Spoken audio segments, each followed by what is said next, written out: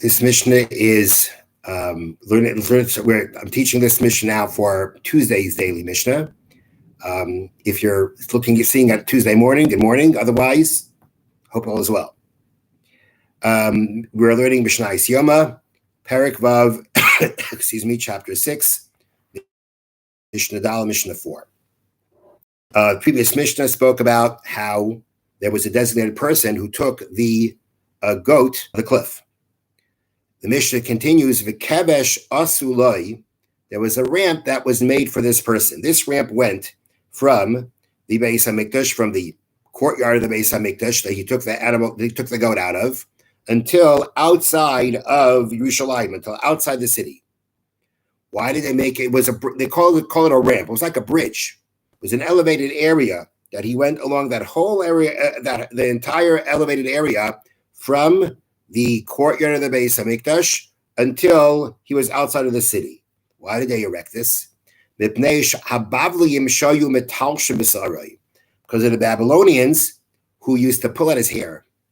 Now, pulling out of hair was that there were people who were very anxious that he get this animal to the cliff as soon as possible, because everybody knew the atonement of the Jewish people was dependent on this animal being pushed off the cliff. Kohen Gadol had confessed the sins, and part of the process of atonement was to take this animal and to push it off the cliff.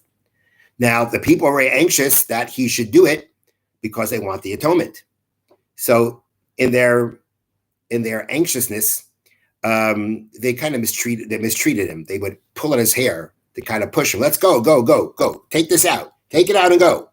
That was their way of trying to hurry him up. Clearly, that wasn't the proper thing to do. But that's where there were people doing it. These people are called Babylonians. They weren't necessarily Babylonians. But because of these people, therefore, they made this ramp so that they shouldn't pull on his hair as he's taking it out. The prominent people of Jerusalem would escort him out of Jerusalem, until the first hut. There were huts along the way from Yerushalayim until he reached that cliff. And the elders or the prominent people of Yerushalayim would escort him until the first hut. What are these huts for? We'll see. But the Yerushalayim, the prominent people of Yerushalayim would escort him until the first hut. Eser Sukkos Yerushalayim Batzuk. There were 10 huts from Jerusalem until the cliff. Tish Imris. The distance was 90 ris. Ris was a certain measure of distance that they had. And the Mishnah tells us, Shiva umechza l'chol mil. There are 7.5 ris for every mil. Mil is also a measurement of distance. Now, the way this is explained, this is broken down rather, is the following. Okay, that is that a mil, which we say the total is going to be 12 mil, is 2,000 amas, 2,000 cubits. So now, if we say that there are 7.5 ris in a mil, thus the distance was 12 mil. Okay, we're saying it was 90 ris. There are 7.5 ris per mil. So the total, if you take 90 ris and divide it by 7.5, you're going to come out with 12.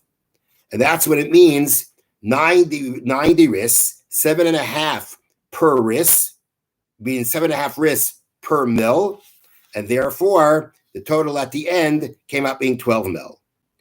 Now, the way this was all laid out, the way this was set up, was the first of the 10 huts was 1 mil away from Yerushalayim, and each of the next 9 huts was 1 mil away from the previous one. The 10th hut was 2 mil from the cliff. That's how it was set up.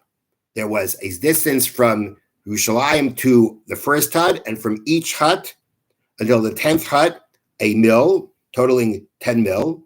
And from the last hut to the cliff was 2 mil. Why it was that way, we'll learn. Well, that'll be the next Mishnah. But this was the setup. The prominent people of Yerushalayim would escort this person who was taking the animal to the cliff.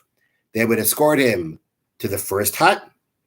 You had a total of 10 huts. The total distance was 90 ris, which turns into a total of 12 mil. As we say, each mill is 2,000 amas.